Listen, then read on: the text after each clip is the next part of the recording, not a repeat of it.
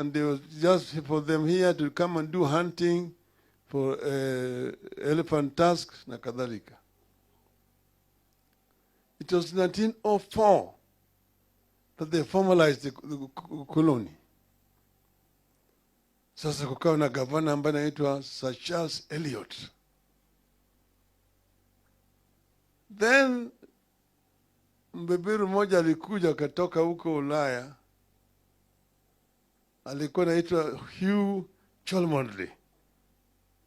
Baadaye akaitwa bwana Lord Delamere. He came on a horseback through Somalia, akapita pale mlima Kenya, akaona mlima Kenya, baada akaingia pale Laikipia, akiteremka, akaenda pale inaitwa Thompson Falls, Nyahururu, akaingia bonde la Ufa, akapita pale Nakuru, Njoro, Molo, mpaka kule Eldoret, akaenda mpaka mlima Elgon. Akaona nchi ambayo ni mzuri sana, ina rotuba mingi sana. Akarudi hapo kwa mkutano na bwana governor. Sasa mkutano hiyo na governor akamwambia ati nyinyi mmejenga reli. You built a railway line all the way from Mombasa to Kisumu. It was called in the House of Commons the Lunatic Express. A railway line from nowhere to nowhere. What you carry, nobody knows. So akasema hii gari itakuwa natoka Mombasa imebeba shehena mpaka kule Kisumu mpaka Uganda, lakini kirudi tuko narudi tupu. Manake kulikuwa hakuna mali na beba. Lakini mkianza kufanya farming, ukulima katika hii nchi hii ambayo kuna rotuba mingi namna hii, hiyo reli inaweza kufanya kazi. Mimi niko tayari kwenda Ulaya kuleta wakulima. Waje hapa wakulima. Garantini ya kwamba kila mmoja nimeleta atapewa ekari ya 10,000 bure. Pili, atapewa wale watu wa kufanya kazi kwa shamba yake hiyo vile bure. Gavana akakubali. Wakaandika mkataba na Delamere aende letima wakulima. Akaenda Ulaya. Alipoenda kule Ulaya, akadress town hall meetings. London, Manchester, Birmingham, Liverpool. Anaambia watu kule Africa, we have got a land that is flowing with milk and honey. Canaan. Na kila mmoja ambaye atakuja atapewa ekari ya 10,000 bure na wafanyikazi kufanya kazi kwa shamba yake. Lakini wakati hiyo story ya Afrika kule Ulaya ilikuwa mbaya sana. Watu walikuwa wanaogopa Afrika. Afrika atiko kule kuna mbu, kuna malaria, kuna bilharzia, kuna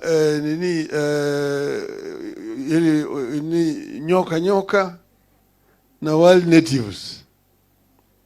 Kwa hivyo watu wengi walikuwa hawana haja. Wachache walikubali. Alipokuja hapa akafadhaika, akaambiwa angalie huko kusini Afrika. Akachukua meli hapo Mombasa. Akateremka mpaka Durban. Akakule vile akafanya mikutano. Durban, East London, Port Elizabeth, Cape Town, Kimberley, Johannesburg. Kule akapata wazungu ambao walikuwa mshaishi bara ya Afrika vizazi ya 4 ya 5. Wale ambao hawaogopi Afrika. Na wao wenyewe walikuwa wanafanya kazi kama shamba ya wazungu wenzao. So this prospect of coming and getting their own farms was very appealing, because there were people who were working in the farms of their own people. Wakaja kutoka kule Afrika Kusini. Kwa sababu wale wengi ambao walikuwa hapa kwa nini wakulima walikuwa ni makaburu kutoka kule Afrika Kusini. Wengi wao walikuwa ni ngumbaru, walikuwa hata wajui kuandika, walikuwa naweka kidole. Lakini hao ndio walikuwa ruthless kabisa za Afrika. Wakapewa mashamba sasa, wakakata hiyo kutoka mlima Kenya kule mpaka hiyo pande hii ya katikati hapa hii na Meru na Embu hapa kuingia bonde la Ufa mpaka kule pande ya Kitale. Sasa wale Masai walikuwa naishi kutoka kule slopes ya Mount Kenya. Hiyo yote la ekipe yote hiyo ilikuwa ni nchi ya Masai, Nyahururu hapo. Hiyo Nyandarua yote na wakaenda mpaka Kinangop hizo zote.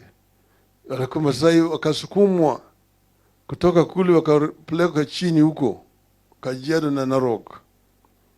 I met the Prime Minister of Britain at a conference in Davos in Switzerland.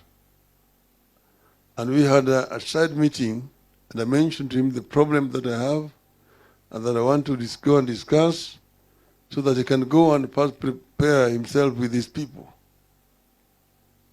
So from there, I came back here, and then I now went to London. And we had a conversation. And I explained to him the historical injustices. I had a memorandum that I had prepared, which we had forwarded in advance.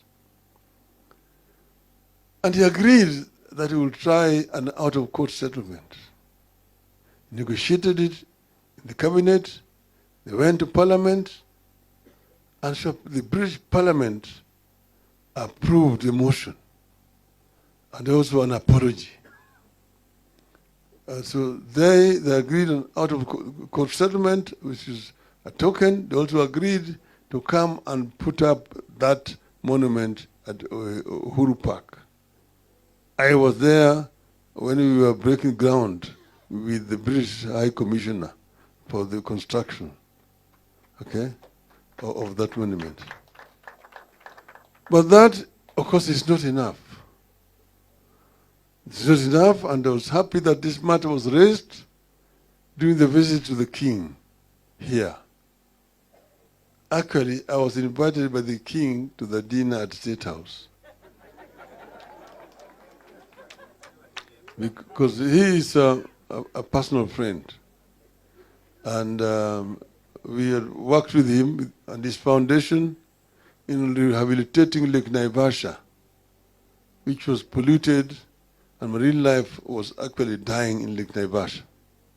So we met first in Oslo with the Prime Minister, then Prime Minister of Norway. And he asked me what his foundation could do. Then there were 4 projects we proposed. There was Mau Conservation, Abadeas, Nairobi River, and Lake Naivasha. They opted for Lake Naivasha. And then he organized a dinner in his residence in London. And I went with a delegation from here. And he invited the companies there which market Kenyan flowers in British markets. Tesco, Marks and Spencer, and several of those departmental stores. Immediately that evening, I was Minister Sally Kosgei. We had a pledge of 600,000 sterling pounds. By the morning, it was 1 million sterling pounds. Then he talked to the Dutch government and gave 6 million euros to rehabilitation of Lake Naivasha. And Lake Naivasha was rehabilitated thanks to then Prince Charles. So this matter was raised with him, and I was happy that Mr. Ruto raised it in his speech that day. And it's an ongoing conversation. Paul Mita suggested a bipartisan approach of of opposition and the government. But this must be an inclusive process that deals with all historical injustices and ensure that justice is done and that this matter is finally put to rest permanently. The late General Kiboko had mentioned when we went to bury Mukami in Nyandarua that they were the ones who buried Dedan Kimathi in Kamiti. That he knows where the Dedan Kimathi's grave is in Kamiti. This is an issue that need to be resolved. Mama Mukami, I wish all the times I was talking to her was that she wanted her husband to be exhumed, the remains, and be buried respectfully at their home. This is also a pending issue that we need to follow up. Because as General Kiboko said it, at the funeral there, later on he fell sick. I went to see him at Nairobi hospital. He mentioned the same thing to me. But nothing happened, he then also died. As we are here ourselves, we want to ensure that this chapter is put to a proper close, satisfactorily. That those who sacrificed during their struggle, some of them who are dead, are remembered through their offsprings. And those who are now in their sunset years also are given support. The same way that the British government is doing to its war heroes. Those who fought in the Second World War, who are still alive today, don't worry about anything else. So this is what we should do ourselves so that we bring this chapter to a decent closure. And that's why I'm happy that this is happening today. Gitu wrote a book, and he asked me to write the foreword, which I've written the foreword to the book which we are going to launch here today. In it, he has given a very good account of what transpired and how the betrayal happened. The wrongs which were done need and must be corrected. And I'm ready to work with you people to ensure that this is done. Mzee wetu Shujaa Gitu wa Kaengeri, ndugu wazalendo wakombozi ambaye wako hapa siku ya leo, na wageni wetu ambao wamefika, hamjambo? Hamjambo tena? Sasa nimekaa kwa muda mrefu. Nilikuwa mimi niko na statement ambayo nilikuwa nimetayarisha kusoma hapo, lakini it will be taken as read. Nitaongea vilivyo. I just want to talk briefly about this very, very important occasion in our country. I am happy that this is happening today. And therefore I want to first begin by thanking the Kenya Human Rights Commission for the good work that they are doing, what they have done, so that we are here today. Sasa, ningependa kwa ufupi kwanza tuseme kwa nini yale yalifanyika, ambayo yalifanyika. What happened? Mnajua kwanza wabeberu walikaa kule Ulaya pale inaitwa Berlin Conference to partition Africa. There was no African who was represented at that meeting. Walikaa tu wao wenyewe wakachora. Wewe Mwingereza utachukua hapa, Mfaransa utachukua hapa, Belgiji utachukua hapa, Mreno hapa, namna hiyo. African was partitioned in Berlin in 1884. Then after, therefore, then they came now to take possession. Waingereza wakaja upande hii ya East Africa. They did not come to develop Kenya. They came to colonize and to exploit. So what they did, the first thing they started by building a railway line. Hii railway iliitwa Kenya-Uganda Railway. Ilijenga kutoka Mombasa ikafika Kisumu. Kwa sababu gani? Ilipofika Kisumu ilikuwa tayari imeshafika Uganda. Kisumu was the capital of Eastern province of Uganda. Uganda ilikuwa inakuja mpaka Nakuru. Mpaka hiyo. This was called the East African Territory, and they was just for them here to come and do hunting for elephant tusks na kadhalika. It was 1904 that they formalized the colony. Sasa kukawa na gavana ambaye anaitwa Sir Charles Eliot. Then mbeberu mmoja alikuja katoka huko Ulaya, alikuwa anaitwa Hugh Cholmondeley. Baadaye akaitwa bwana Lord Delamere. He came on a horseback through Somalia, akapita pale mlima Kenya, akaona mlima Kenya, baada akaingia pale Laikipia, akiteremka, akaenda pale inaitwa Thompson Falls, Nyahururu, akaingia bonde la Ufa, akapita pale Nakuru, Njoro, Molo, mpaka kule Eldoret, akaenda mpaka mlima Elgon. Akaona nchi ambayo ni mzuri sana, ina rotuba mingi sana. Akarudi hapo kwa mkutano na bwana governor. Sasa mkutano hiyo na governor akamwambia ati nyinyi mmejenga reli.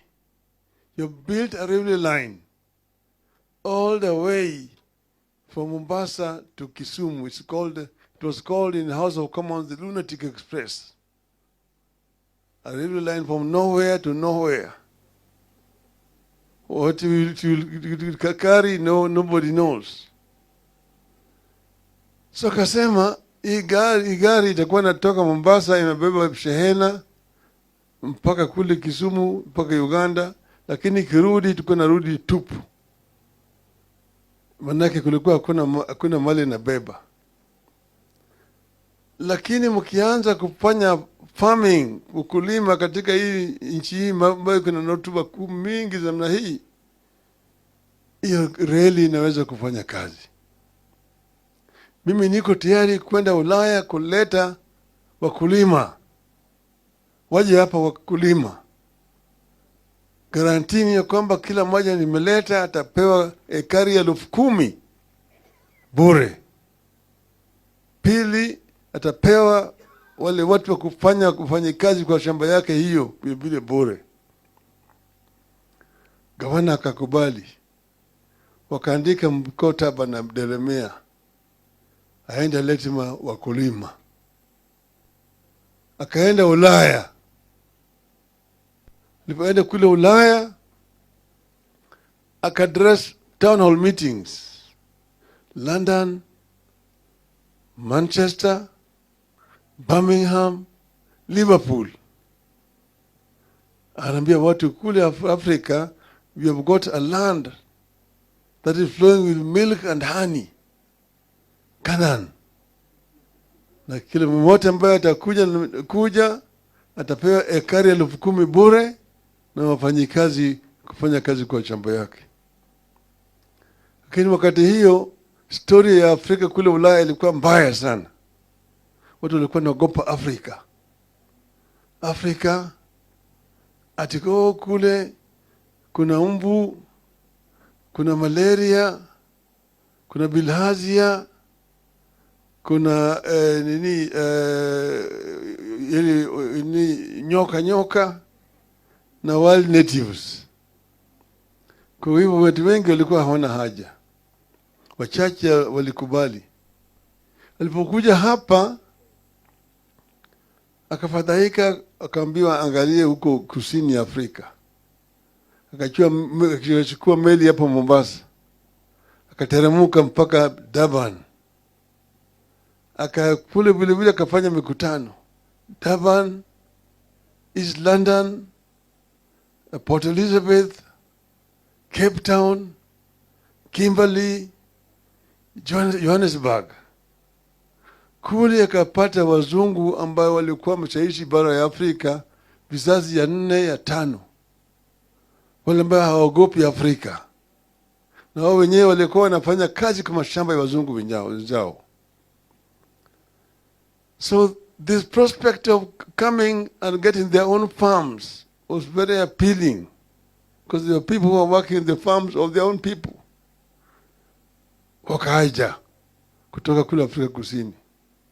Ni sababu wale wengi ambao walikuwa hapa kwa nini wakulima walikuwa ni makaburu kutoka kule Afrika Kusini. Wengi wao walikuwa ni ngumbaru, walikuwa hata wajui kuandika, walikuwa naweka kidole. Lakini hao ndio walikuwa ruthless kabisa za Afrika. Wakapewa mashamba sasa, wakakata hiyo kutoka mlima Kenya kule mpaka hiyo pande hii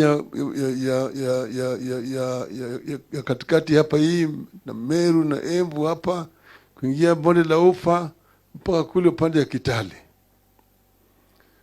Sasa wale Masai walikuwa naishi kutoka kule slopes ya Mount Kenya.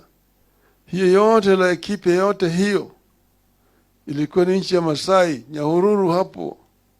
Hiyo Nyandarua yote na wakaona mpaka Kinangopizo zote. Walikuwa Masai wakasukumwa kutoka kule wakapeleka chini huko Kajiado na Narok. Hapo Naivasha waliweka corridor maili 10 mile corridor ya Masai kupita na shezi ngombe yao hapo waende huku chini. Sasa wakashika hiyo na kuanza kufanya hiyo farming yao. Sasa Waafrika wanakwenda wanachotwa kufanya kazi. Wengine wametoa kwa mashamba yao, wameweka kwa villages. Hapo vile ilikuwa. Hiyo ni kini ya shida ambayo tulikuwa naye. Sasa hii mambo ya ukombozi ilianza wakati ukoloni ilianza katika taifa letu. Kwa hivyo ukoloni tuko na safu hiyo mapambano is in phases.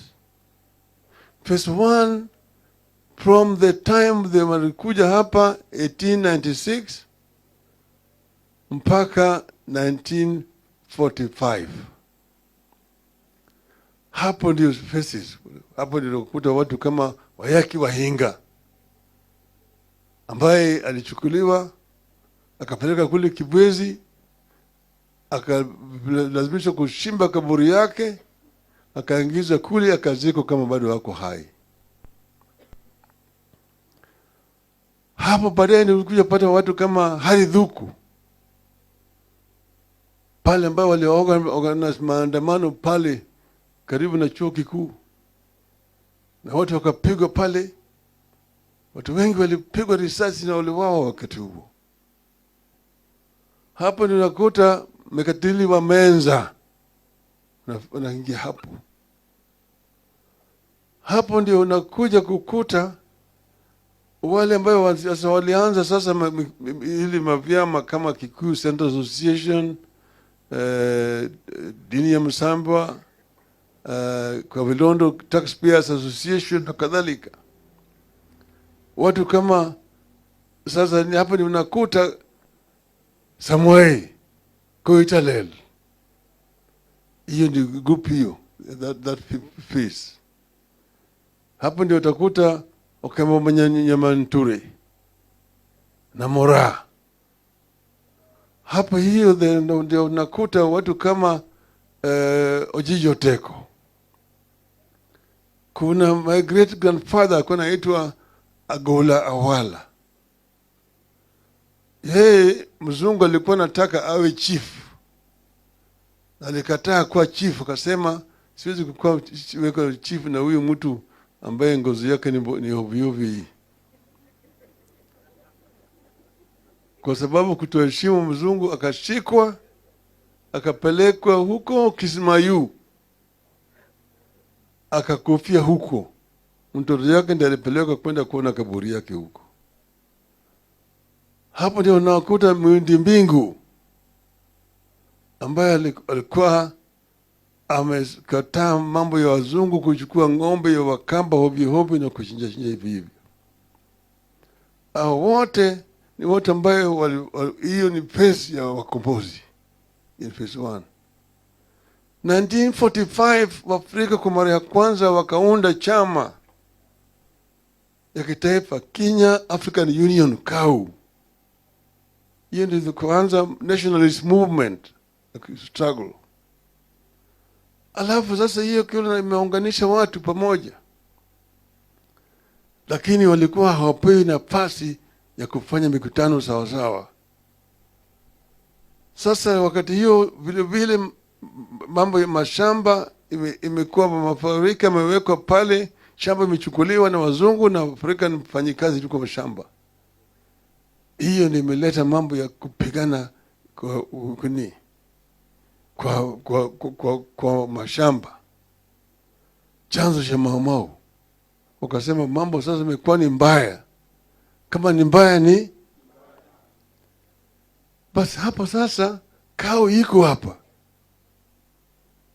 Sasa ile mzungu anatangaza hali hatari, state of emergency being declared. Sasa hiyo Mau iko mzituni na wale wanashikwa wale wa Kapenguria 6 kushtakiwa. Sasa wakati hiyo iko curfew katika miji yote katika taifa letu. Sasa wakati huo Mau wanapelekwa kule, wengine wanashtakiwa, wengine wawekwa kwa detention camps, na makamps ziko hapa na pale. Kule Lamu, kule Hola, kule Manyani, kule Lodwa, kule Lokitang, kule ziwa ya Victoria kulikuwa na detention camp Mageta Island. Wakati ya hali ya hatari ilikuwa mbaya zaidi. Radio ilikuwa inatangaza kwa Kiswahili ati Wakikuyu, Wameru na Waembo ni watu hatari. Ukiona mmoja akipita namna hii, piga ripoti kwa polisi mara moja. Wakati hiyo vita hiyo iliendelea. Mzungu ameleta kikosi ambaye inapigana na Mau. Pale ambao walikuwa napigana ilikuwa mbaya. Mliingia hapa unaona mvua inanyesha hiyo na baridi. Hiyo ndio vile Mau walikuwa na hisi katika huko juu. Kule msituni huko upande ya Nyandarua, huko Abadea, hasa kila mahali. Walipigana. Ikifika mwaka 1955-56 mzungu wanataka kutangaza uhuru hapa. Ukina Michael Blundell waliunda chama inaitwa Kenya Freedom Party was formed. And they wanted to go the route of South Africa to declare independence, au route ya Zimbabwe, ya Rhodesia, unilateral declaration of independence. Lakini wakati hiyo nationalism ikaanza hapa vilevile. Watu wa Afrika wameanza wale ambao wako nje kupigana. Ndio wakaleta reform kuna inaitwa the Littleton reform, ambayo imekubali wa Afrika kuchagua wabunge kwa mara ya kwanza 1957. The 8 first elected members of parliament. Sasa iko safu hiyo, walipoenda kwa bunge, wakaenda kwa bunge na kaanza kupigania haki ya Waafrika. Wakati hiyo kukawa na Lari masaka, watu walipigwa kule Lari wakawawa. Kukawa na Hola masaka, pale ambayo wafungwa wa Mao walipigwa wakawawa huku. Wakati hiyo we had 14 members of parliament or legislature at that time. Jaramogi alikuwa kiongozi, Mboya alikuwa katibu. Wakasema tupeleke mswada kwa bunge ili tuangalia hii mambo, hali ya wafungwa wa Mao ambao wanawawa katika jela. That motion was moved by Tom Mboya. And if you go into the Hansard, you will see the debate in the House that time. Waliongea, ilipofika wakati wa Jaramogi akasema, in the heart of hearts of the African people, Jomo Kenyatta and all those who detained with him were and are the true leaders. And their continued detention offends the consciousness of our people. Jeremia Nyaga ambaye alikuwa kwa bunge wakati huo akatuambia, wakati Jaramogi alisema hayo maneno, ungesikia sindano ikianguka. Na kuna mtu aliamini ya kwamba yeye atalala nyumbani siku hiyo. Walijua huyu atachotwa siku hiyo, ataenda huko ndani. Lakini Jaramogi hakushikwa, alizidi kuongea tena kesho mpaka akatolewa kwa nyumba. Waafrika walikuwa pale, wengine waliogopa sasa. Jeremia Kiano akiongea, Julius Kiano alisema ati those people, Kenyatta and Co, were leaders at that time, but they were not elected. We are now the elected people, and therefore we are now the leaders.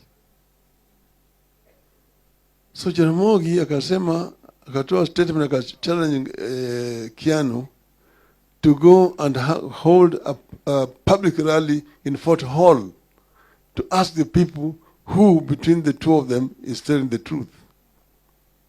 Fort Hall then is now today Murang'a. And then Kiano akaogopa. Lakini sasa hata Mboya akasema ati, Mr. Speaker, it is unfortunate that in the course of the debate on this motion, some irresponsible remarks have been made. You have nothing to do with the intentions of the motion. Irresponsible remarks were the remarks made by Jaramogi.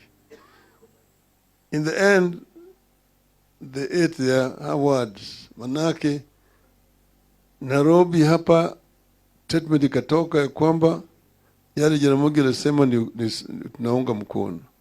Kisumu wakasema namna hiyo. Kule Mombasa wakasema namna hiyo kwa dock workers. Kule Fort Hall wakatoa statement tunaunga mkono Jaramogi. Hapo ni mambo ikaanza sasa. Uhuru wakaanza kusema ati Uhuru na Kenyatta. Uhuru na Kenyatta. Ya kwamba tupate uhuru alafu Kenyatta atoke. Jaramogi asema no, it is not Uhuru na Kenyatta, it is Kenyatta na Uhuru. Kenyatta funguliwe kwanza ndio tupate uhuru. Ili namna hiyo. Sasa hiyo ndio ikaleta hiyo movement. So this is another phase of the struggle. The phase of the struggle before 1945. The nationalist movement from 1945, later on from 1958 upwards. And then in between the Mau Mau armed struggle. So we are dealing with the Mau Mau armed struggle, which itself had a very, very accelerating effect in creating consciousness among the people across our country.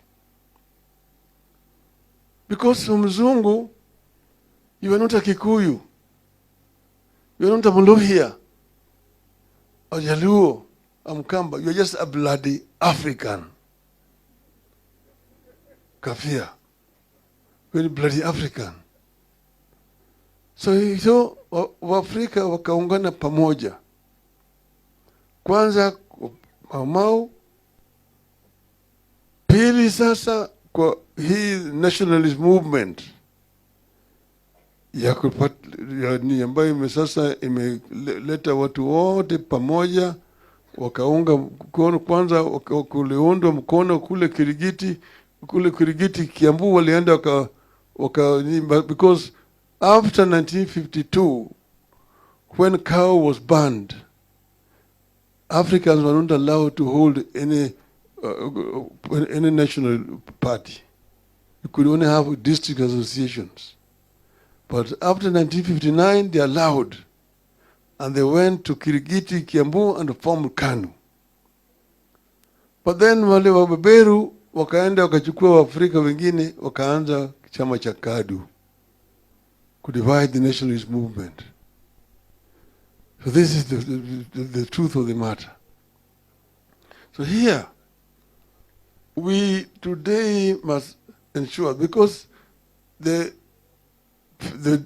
battle against the British was fierce, and British was very, very brutal, and many people were killed, many people were maimed, many people were in the forest. When they came out, was the issue of land, the issue of land. Those Mabakaburus who was holding land around said they did not want to stay behind under an African government. Wanataka kutoka. Sasa wakasema serikali ya Uingereza iko tayari kuleta pesa kuazima serikali to loan Kenya government money to buy out the outgoing white farmers. Now, what the conditions which was tied to that loan which was coming was such that the Mau-Maus who are coming from the detention camps could not satisfy the conditions.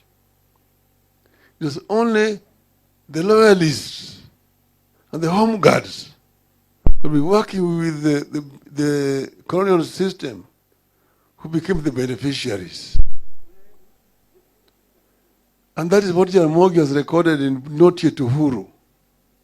That those who sacrificed for the independence of the country were betrayed. They were completely neglected. They did not get what they were fighting for. Those who were working with the British, the home guards, and the loyalists became the beneficiaries. Hence, not yet Uhuru.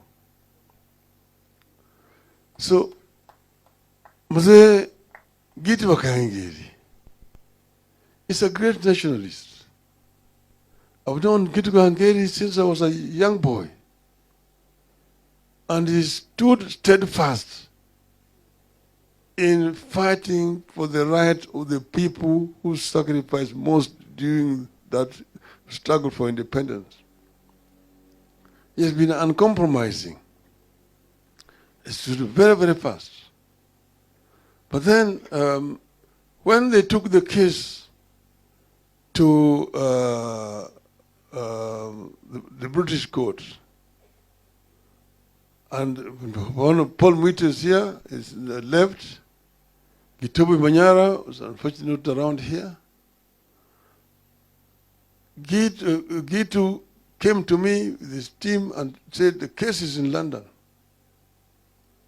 Then I said I will try to use my position as a Prime Minister to negotiate an out-of-court settlement.